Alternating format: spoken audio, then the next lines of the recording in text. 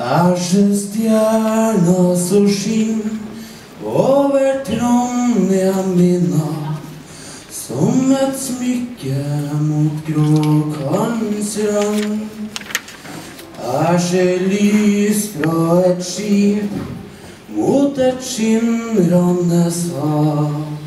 Stille legg det fra land.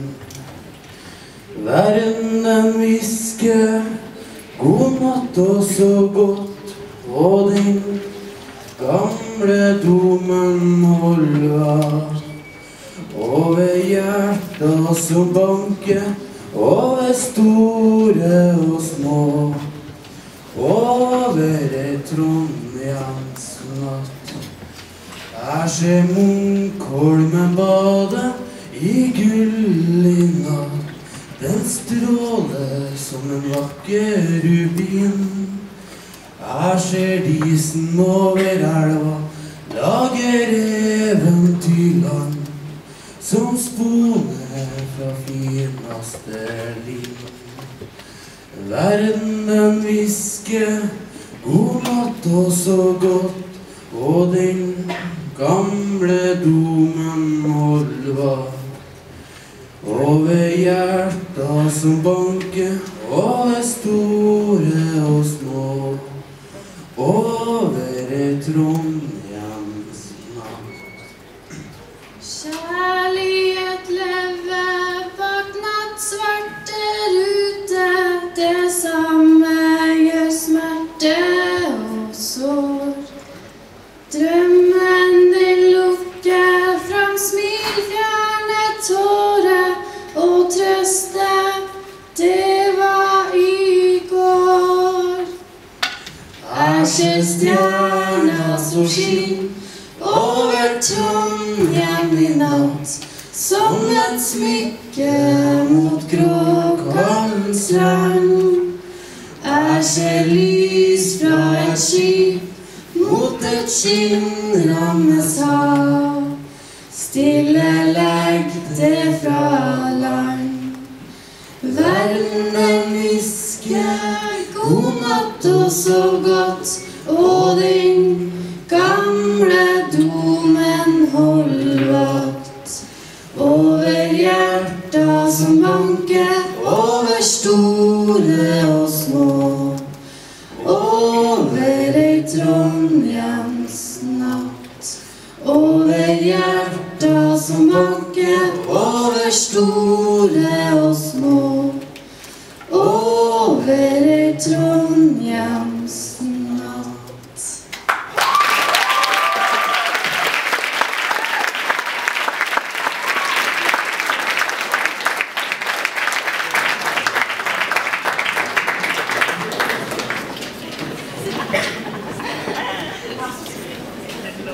Det skal veldig mye guts til, ikke minst talent for å så synge sånn alene på scenen, så jeg utrolig imponert.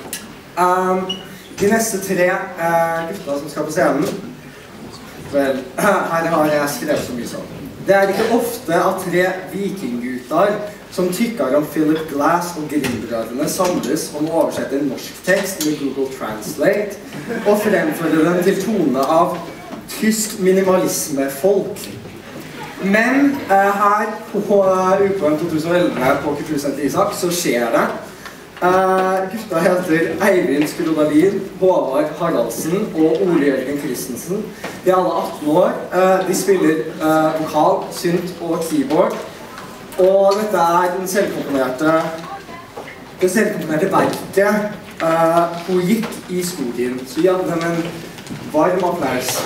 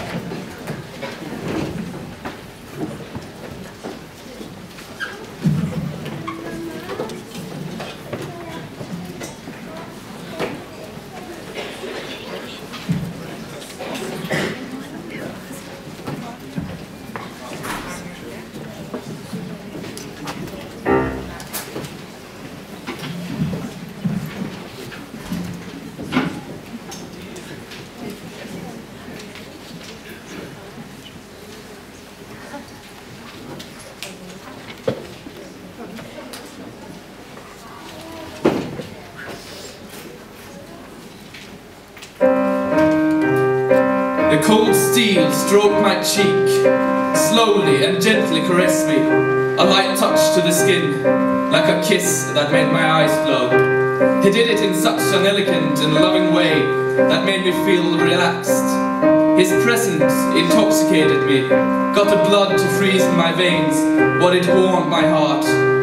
Everything about the whole of his character exuded an intense heat and a loving man who could have had anything, even the coldest steel, to melt in his arms. He had such a compelling way of talking, which made me feel special, as if I was his one true love. Although I knew all too well that this was not true, that I was not the only one, I could still not help loving him. His voice was calm and quiet. He talked about the great events of his life, indeed, hardly possible to believe. Wonderful, wonderful stories that could get me to sit still and listen for hours at a time. I understood him now. Never before in my life has anything given me more meaning than this. Right now, he loves me. I love him. He loves me. The first day I was terrified. Every time I heard a sound or steps, I felt such intense fear that I've never experienced before in my entire life. I was in a perfectly square room, almost like a box. The walls, floor and ceiling were all completely covered with mirrors, with no doors or windows. There was no way out. No matter where I looked around, all I could see was my own reflection, a horrible, distorted picture of the person I was before I came here. The feeling of not having any control whatsoever over the situation gradually built up in me and developed into an extreme, intense anxiety. Sometimes I could see him standing right behind me, clearly to be a hallucination. And when I turned around, I only saw my own solitary reflection. Every time. Only that was enough to get anyone to lose their sanity.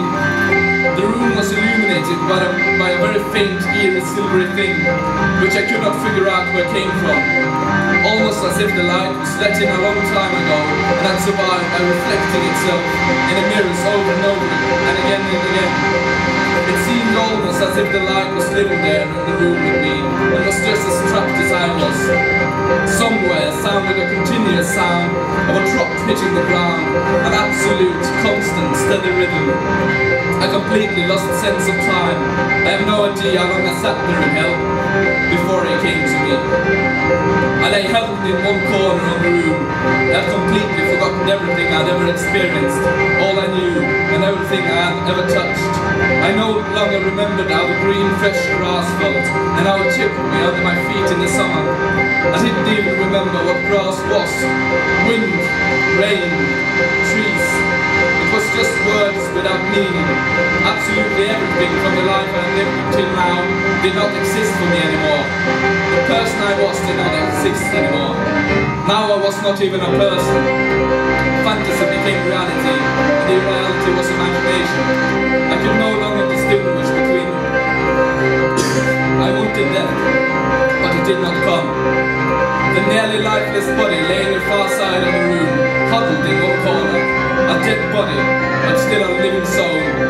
I know that deep down there is still a shred of vitality that can be set free to serve others, serve the community, serve the world. When the light threw itself across the room, I could see that all the mirrors and the walls were cracked, beaten with fists only that had clear marks of blood behind them. I could almost hear the cries of pain, high and shrill, cutting into the air. The floor was covered by a tough carpet, formed by the hair, blood and vomit. The room was full of repulsive and helpless signs of a human mind in decline. I approached this person with slow, steady steps.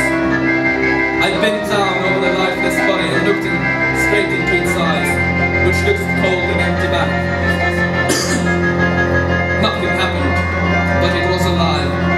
And then, suddenly a glance was sent back to me, a glare so incredible and intense, it stared back hard. A glimpse of warmth, life, reason, hope, even though none of these values could be found here, which I think it understood, mixed with horror, madness, pain, fear. Despite this, it seemed as if it was happy to see me. A long and it looked at it, and it looked at me. I had awakened life and risen within it. It was time to cultivate it and take advantage of it. This was without doubt one of my better subjects. It sat up against the wall. Fear blossomed in its body. I could see, but it was not fear. I had a hard time describing what I saw. It inspired me. One single word, a single comprehensive question, put it all to a start. Why? Education could now begin. In a society, in a world, there are many factors that affect people's lives and what kind of emotions and experiences life is giving them.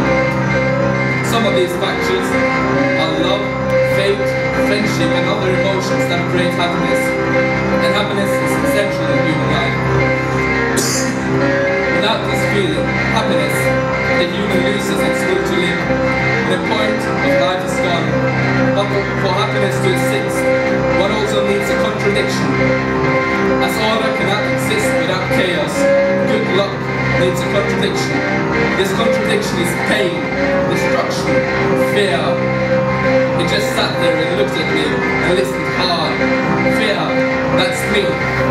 By creating fear, I do also, indirectly, create the happiness of others.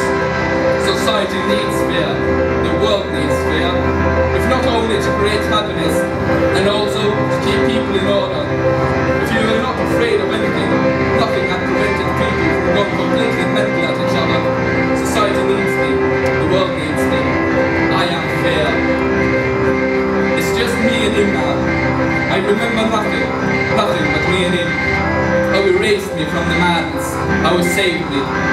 I wanted death. Now, I want to understand, and he helps me to understand. In recent days, he has only talked to me, told me stories. His voice was calm and quiet, and he talked about the great events of his life. Indeed, hardly possible to believe. Wonderful, wonderful stories that could get me to sit still and listen for hours at a time. The cold steel stroked my cheek, slowly and gently caressed me. A light touch, like a kiss that made my eyes glow. He did it in such an elegant and loving way that made me feel relaxed. It felt good. He looked at me with those big, beautiful eyes, all by his entire character, exuded an intense heat in a loving man. Could have anything, even the coldest steel, to melt in his arms. I opened my mouth, let my lips about it, stroked it, embraced it, slowly and carefully. It was a wonderful feeling. He stopped. You understand me now? Yes, I understood him now. Never before in my life has anything given me more meaning than this. He loves me. I love him. He loves me. I'm happy. Groaning filled the entire room. It hung in the air. Long. Death came.